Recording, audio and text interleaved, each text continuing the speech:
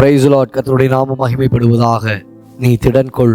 இந்த வார்த்தைகளை கேட்டுக்கொண்டிருக்கிற தெய்வ ஜனமே, தேவனாகிய கர்த்தர் உங்கள் ஒவ்வொருவரையும் கிருபையாய் ஆசீர்வதித்து நடத்துவாராக. இந்த நாள் உங்களுடைய வாழ்க்கையின் அதிசயத்தின் நாளாக, ஏற்ற காரியங்கள் உங்களுடைய வாழ்க்கையில் நடைபெறக்கூடிய ஒரு நாளாய் கர்த்தர் மாற்றுவாராக.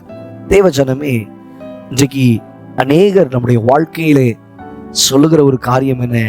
அநேக நாட்கள் செல்லும் அல்லது அநேக நாட்கள் ஆகும்.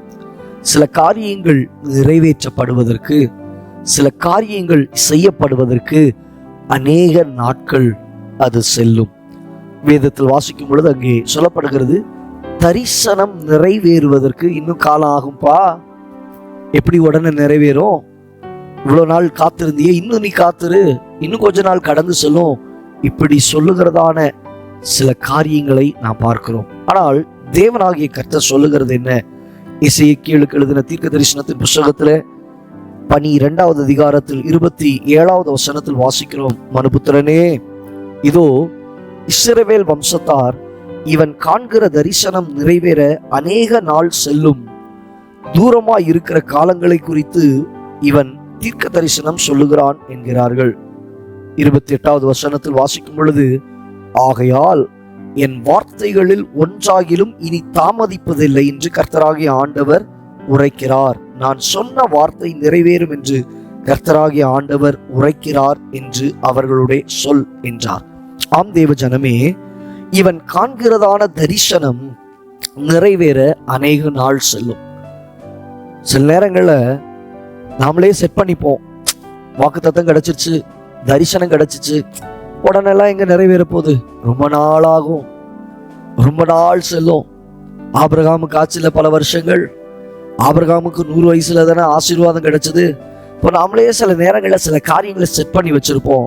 இப்படிதான் இங்கே சொல்லப்படுகிறது, இவன் காண்கிற தரிசனம் நிறைவேற அநேக நாள் செல்லும். தூரமாய் இருக்கிற காலங்களை குறித்து இவன் தீர்க்க தரிசனம் சொல்லுகிறான் என்கிறார்கள். தூரமாய் இருக்கிற காலங்களை குறித்ததான தரிசனங்கள் அது இப்ப சம்பவிக்க போகிறது கிடையாதுங்க. அது என்னைக்கோ சம்பவிக்க வேண்டியதை இன்னைக்கு சொல்லிக்கிட்டு இருக்கிறாங்க.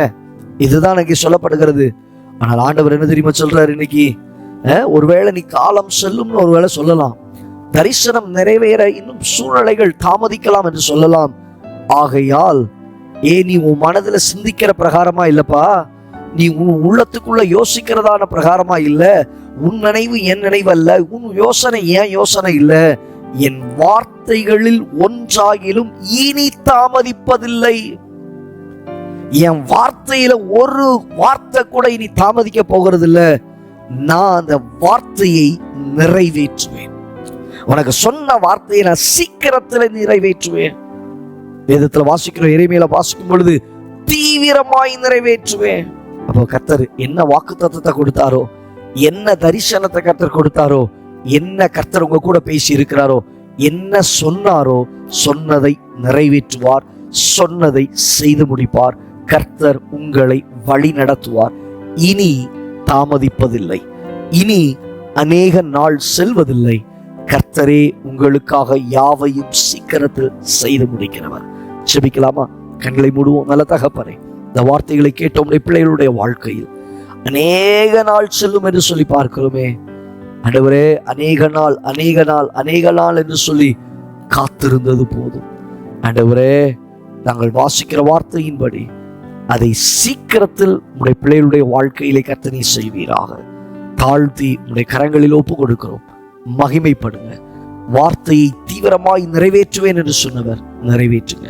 இயேசுவின் நாமத்தில் பிதாவே, ஆமென். நாம் தேவ ஜனமே, நாம் யோசிக்கிற பிரகாரமாக தரிசனம் நிறைவேற காலங்கள் செல்லும் என்று சொல்லி யோசிக்கலாம். இல்லைங்க, வார்த்தையை சீக்கிரத்திலே நிறைவேற்றுவார்.